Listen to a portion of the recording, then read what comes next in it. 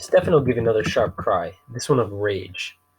Blasted! He shouted, as Violet rubbed her shoulder to make sure she wasn't seriously hurt. Klaus and Sonny got up cautiously from the Jeep floor and looked out the cracked windshield. There appeared to be only one person in the other car, but it was hard to tell, as that vehicle had clearly suffered much more damage than Monty's Jeep. Its entire front had pleated itself together, like an accordion, and one hubcap was spinning noisily on the pavement of a lousy lane, making blurry circles as if it were a giant coin somebody had dropped.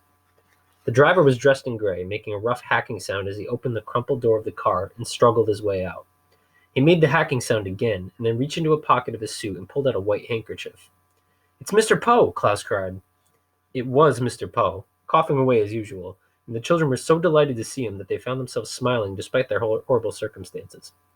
"Mr. Poe! Mr. Poe!" Violet cried, reaching around Stefano's suitcase to open the passenger door. Stefano reached out an arm and grabbed her sore shoulder, turning his head slowly so that each child saw his shiny eyes. "This changes nothing," he hissed at them. "This is a bit of luck for you, but it is your last. The three of you will be back in this car with me, heading toward Hazy Harbor in time to catch the Prospero. I promise you." "We'll see about that," Violet replied, opening the door and sliding out from beneath the suitcase. Klaus opened his door and followed her, carrying Sonny. "Mr. Poe! Mr. Poe!" "Violet," Mr. Poe asked. "Violet Beaulaire, is that you?" "Yes, Mr. Poe," Violet said. "It's all of us, and we're so grateful you ran into us like this." "Well, I wouldn't say that," Mr. Poe said. "This was clearly the other driver's fault. You ran into me."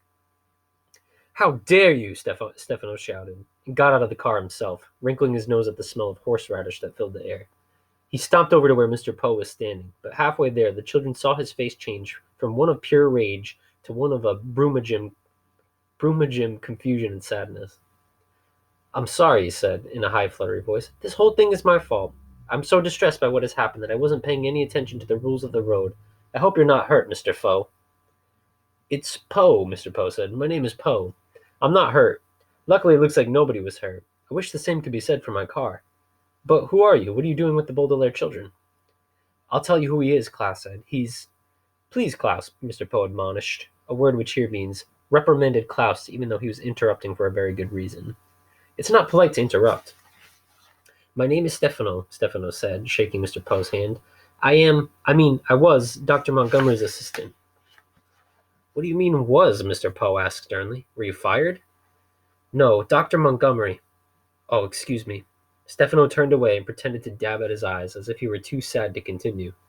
Facing away from Mr. Poe, he gave the orphans a big wink before continuing. "I'm sorry to tell you that there's been a horrible accident, Mr. Doe. Dr. Montgomery is dead." "It's Poe," Mr. Poe said. "He's dead? That's terrible. What has happened?" "I don't know," Stefano said. "It looks like a snake bite to me, but I don't know anything about snakes. That's why I was going into town to get a doctor. The children seem too upset to be left alone." "He's not taking us to get a doctor," Klaus shouted. "He's taking us to Peru." "You see what I mean?" Stefano said to Mr. Poe, patting Klaus's head. "The children are obviously very distressed. Dr. Montgomery was going to take them to Peru today." "Yes, I know," Mr. Poe said. "That's why I hurried over here this morning, to finally bring them their luggage. Klaus, I know you're confused and upset over this accident, but please try to understand that if Dr. Montgomery is really dead, the expedition is canceled." "But Mr. Poe," Klaus said indignantly. "Please," Mr. Poe said. "This is a matter for adults to discuss, Klaus. Clearly a doctor needs to be called." "Well, why don't you drive on up to the house," Stefano said, "and I'll take the children and find a doctor." "Jose!" Sonny shrieked, which probably meant something like, "No way."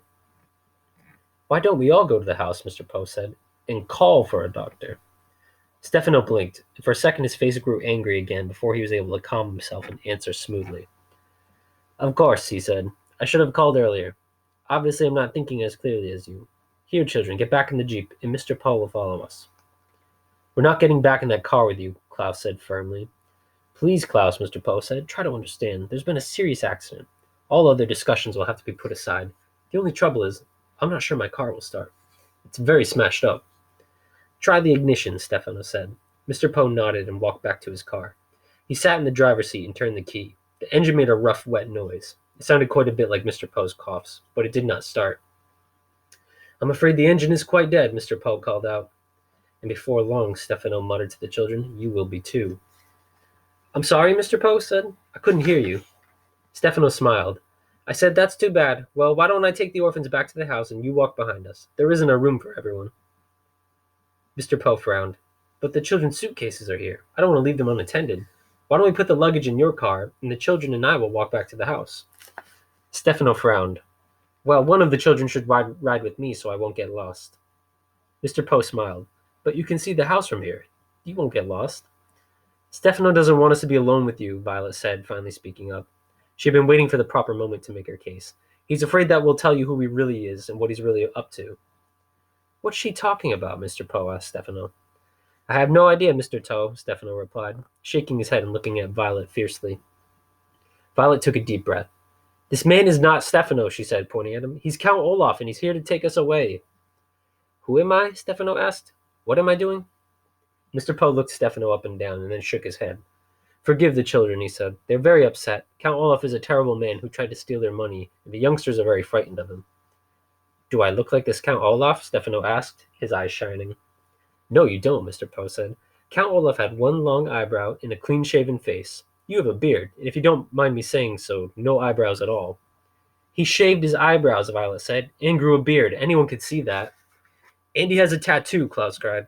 The eye tattoo on his ankle. Look at the tattoo.